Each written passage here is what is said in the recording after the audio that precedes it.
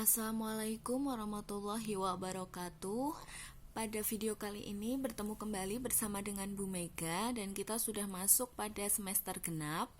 Dan untuk pembelajaran matematika pada semester genap kali ini, sebelum kita mulai materi, Bu Mega akan menyampaikan beberapa materi yang akan kita pelajari selama satu semester. Apa saja sih yang akan kita pelajari satu semester?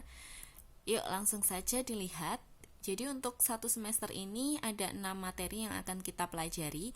Yang pertama adalah fungsi, kemudian nanti ada komposisi fungsi dan fungsi inverse, rasio trigonometri, sudut-sudut berelasi, aturan sinus dan kosinus, kemudian yang terakhir adalah fungsi trigonometri. Kemudian selain itu, ini ada beberapa aspek penilaian yang harus kalian perhatikan untuk pembelajaran semester kali ini. Jadi pembelajaran kita adalah secara daring bagi yang bisa online, kemudian yang tidak bisa online atau siswa pondok adalah secara luring. Kemudian yang pertama, ini kehadiran online itu dibuktikan dengan kalian harus mengisi link presensi yang sudah Bu Mega berikan. Ya, sudah ada di situ. Kemudian pengumpulan tugas secara daring dan luring itu harus tepat waktu. Untuk pengumpulan tugas secara daring, linknya juga sudah Bu Mega berikan di situ. Kemudian untuk yang luring seperti biasa, kalian kumpulkan di madrasah. Selain itu, selain absen online dan pengumpulan tugas, kalian juga harus mengerjakan PTS atau penilaian tengah semester. Nanti secara daring atau luring akan difasilitasi.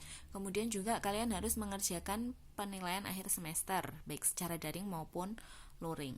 Ketika keempat aspek ini kalian lengkapi dan kalian penuhi, maka insya Allah hasil akhir nanti nilai matematika kalian akan memuaskan. Kemudian untuk pertemuan kali ini, tadi materi yang akan kita bahas adalah materi pertama mengenai fungsi. Nah, karena materi ini sudah pernah kalian pelajari saat kalian duduk di bangku SMP atau MTS, maka ini sebagai pengantar kita akan review kembali terkait materi fungsi. Jadi sebelum membahas materi fungsi ini nanti selalu diawali dengan relasi. Jadi apa itu relasi? Jadi relasi adalah suatu aturan yang memasangkan anggota himpunan satu ke himpunan yang lain. Jadi nanti kalau kita berbicara relasi pasti akan ada dua himpunan, yaitu himpunan A sebagai himpunan mula-mula, kemudian ada himpunan B, himpunan yang satunya. Nah, kemudian yang kedua ini ada fungsi. Jadi di sini fungsi itu merupakan apa sih fungsi itu? Jadi suatu fungsi f, katakanlah fungsinya disimbolkan dengan fungsi f kecil dari himpunan A ke himpunan B adalah suatu relasi yang memasangkan setiap elemen atau setiap anggota ya. Elemen itu kata lainnya adalah anggota. Setiap anggota dari himpunan A secara tunggal dengan elemen atau anggota di himpunan B. Langsung saja untuk memperjelas kita ke contoh. Ya. Jadi di sini ini kita langsung saja ke contoh.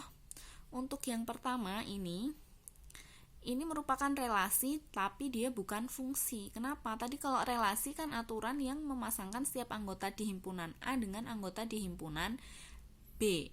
Jadi pasti ada yang dipasangkan dari A ke B. Nah, di sini himpunan A bisa kamu lihat ya. Himpunan A-nya ini kan semua dipasangkan dengan anggota di himpunan B. Maka dia merupakan relasi, tapi dia bukan fungsi. Kenapa kok dia bukan fungsi? Tadi kalau fungsi kan kata kuncinya setiap elemen di himpunan A harus dipasangkan tepat satu dengan elemen di himpunan B. Maksudnya tepat satu adalah dia pasangannya harus satu, tidak boleh mendua. Tapi di sini kamu lihat ini himpunan A-nya yaitu di sini adalah A3 ini ya. A3 ini di sini dia pasangannya ada dua, ke B1 sama ke B4. Berarti si A3 ini dia mendua, padahal tidak boleh. Kalau dia merupakan fungsi ya dia harus tepat satu. Nah, karena dia mendua maka di sini ini contoh yang relasi dan bukan fungsi. Kemudian contoh yang kedua ya. Contoh yang kedua ini relasi. Kenapa? Karena A1 A2 dipasangkan ke himpunan B. Walaupun A3 tidak dipasangkan tidak masalah. Yang penting ada anggota di himpunan A yang dipasangkan dengan anggota di himpunan B.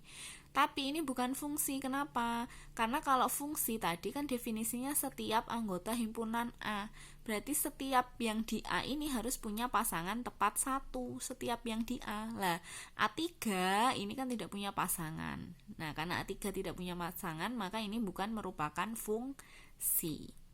Kemudian contoh yang ketiga, ini relasi dan fungsi. Jelas karena semuanya punya pasangan dan semuanya ini pasangannya satu. Walaupun B2 ini tidak punya pasangan tidak masalah. Yang penting yang di himpunan A ini kalau mau dia merupakan fungsi semuanya harus punya pasangan dan semuanya pasangannya harus cuman satu. Gitu ya. Nah, kemudian yang di sini ini merupakan contoh relasi. Tapi ini bukan fungsi. Kenapa kok ini relasi tapi bukan fungsi? Karena 4-nya mendua ke A dengan ke D. Maka ini relasi tapi bukan fungsi. Kemudian contoh yang ini jelas dia merupakan fungsi ya. Jelas dia merupakan fungsi. Kenapa? Karena semuanya berpasangan dan semuanya pasangannya cuman satu. Jadi kalau dia fungsi itu sudah pasti dia relasi. Tapi kalau dia relasi itu belum tentu dia fungsi. Harus dicek dulu apakah himpunan di A-nya itu anggotanya tunggal, ada yang mendua atau tidak. Kalau dia mendua berarti dia bukan fungsi. Seperti itu ya. Kemudian ini ada latihan soal nomor 1 ya. Perhatikan gambar 1, 2, 3, 4, dan 5 di samping. Kemudian manakah yang merupakan relasi, manakah yang merupakan fungsi. Ini ya bisa kalian coba jawab nanti ya. Mana yang merupakan relasi, mana yang merupakan fungsi. Ini soalnya. Oke, sekarang kita lanjut ke pembahasan berikutnya. Ini adalah mengenai domain, kodomain, dan ring ya. Jadi jika F adalah suatu fungsi dari A ke B, maka himpunan A atau himpunan mula-mula itu disebut domain atau daerah asal. Kemudian himpunan B itu disebut kodomain atau daerah kawan, dan himpunan anggota B yang merupakan pasangan atau himpunan C itu disebut ring atau hasil dari fungsinya.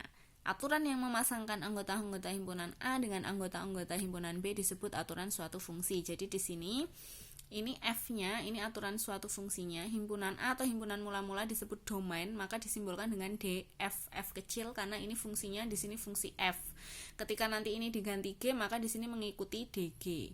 Kemudian KF atau himpunan B, ini semua himpunan B itu merupakan kodomain atau daerah kawan, disingkat K ya, simbolnya KF.